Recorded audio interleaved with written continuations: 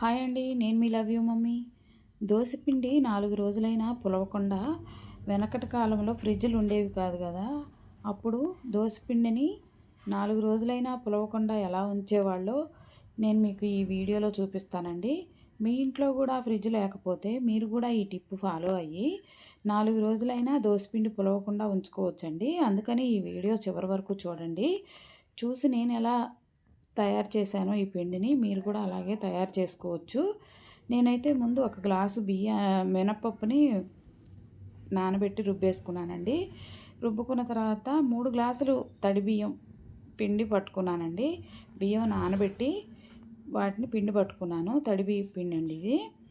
ఒక గ్లాసు మినపప్పుకి 3 గ్లాసులు బియ్యం కరెక్ట్గా సరిపోతాయి. అందుకని చెప్పి నేను 3 గ్లాసుల పిండి అయితే తీసుకున్నాను. ఇంకా ఆ పిండిని మనం పూరీ పిండి చపాతీకి ఎలా కలుపుకుంటామండి, బాగా గట్టిగా కలుపుకోవాలండి. నేను చూపిస్తున్న విధంగా బాగా గట్టిగా కలిపేసుకోవాలి. కలిపేసుకున్న తర్వాత ఈ పిండిని అయితే వేరే గిన్నెలోకి ట్రాన్స్ఫర్ చేసుకొని ఇలా ముద్దలాగా చేసుకొని, చపాతీ పిండి ముద్దలాగా చేసుకొని ఒక వైట్ క్లాత్ తీసుకొని నీళ్ళల్లో నానబెట్టుకొని ఆ క్లాత్ పిండి మీద అయితే వేసుకోవాలండి. ఈ పిండి మీద వేసిన క్లాత్ మీద అది తడి ఆరకుండా పద్దాక నీళ్లు చల్లుకుంటూ ఉండాలి. ఈ గిన్నెని ఒక గిన్నెలో నీళ్లు పోసి ఆ నీళ్ళల్లో ఈ గిన్నె అయితే పెట్టాలండి. రోజు కొద్దిగా తీసుకొని అప్పుడు నేను చూపించిన విధంగా కలుపుకోవాలండి. చూడండి, ఇది తెల్లారి నేను తీసుకొని వాడుకుంటున్నాను. పిండిని వేరే గిన్నెలో అయితే వేసుకుంటున్నానండి. వేసుకున్న తర్వాత నీళ్లు పోసి మనం మామూలుగా రోజు దోసపిండికి ఎలా అయితే కలుపుకుంటామో అలాగైతే కలుపుకోవాలండి.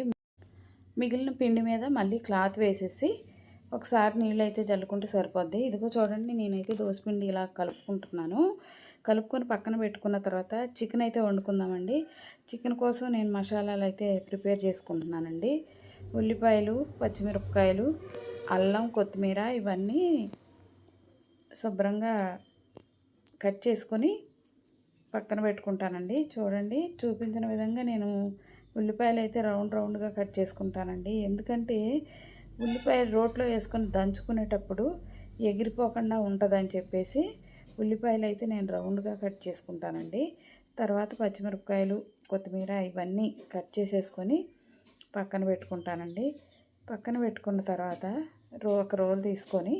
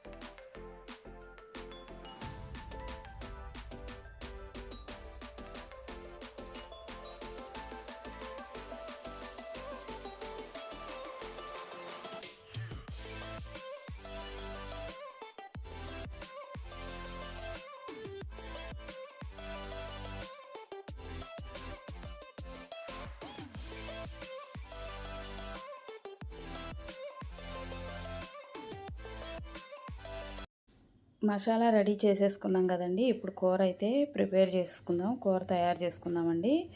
నేను మసాలాలో ధనియాలు, యాలక్కాయలు, లవంగాలు, దాల్చిన చెక్క, అలాగే జీలకర్ర కూడా వేసానండి. ఇప్పుడు నూనె బాగా వేడయిన తర్వాత మనం మసాలాను నూరుకున్నాం కదండి. అల్లం, వెల్లుల్లిపాయలు, ధనియాలు, జీలకర్ర ఇవన్నీ ఆ ముద్ద అయితే వేసేసుకొని తర్వాత పచ్చిమిరపకాయలు, ఉల్లిపాయల పేస్ట్ కూడా, ఉల్లిపాయలు కచ్చాపచ్చాగా దంచుకోవాలండి. రోట్లో దంచుకునేటప్పుడు కచ్చాపచ్చాగా దంచుకొని ఒక్కసారి కూర వండుకోండి. అసలు ఎంత టేస్ట్గా ఉంటుందంటే చాలా అంటే చాలా టేస్ట్గా ఉంటుందండి. చక్కగా అడుగు అంటకుండా కూడా ఉంటుంది. చూడండి, ఏమాత్రం అడుగు అంటట్లేదు.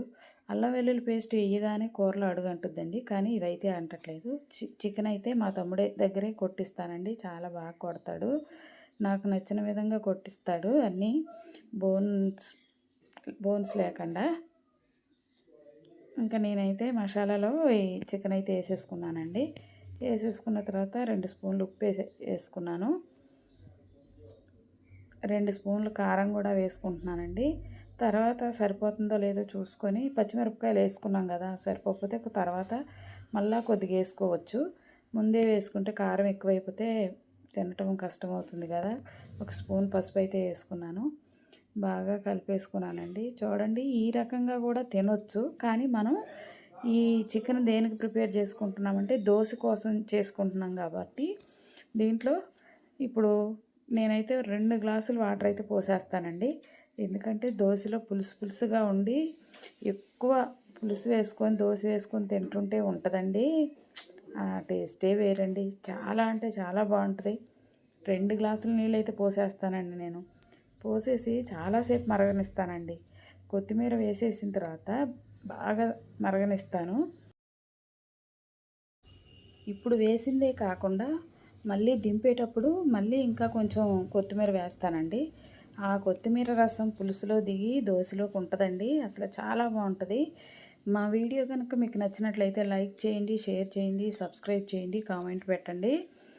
ఇదండి, దించే ముందు ఎల్లిపాయ, జీలకర్ర కచ్చాపచ్చాగా దంచి వేసేసుకున్న తర్వాత కొత్తిమీర అయితే వేసేసుకుంటున్నాను.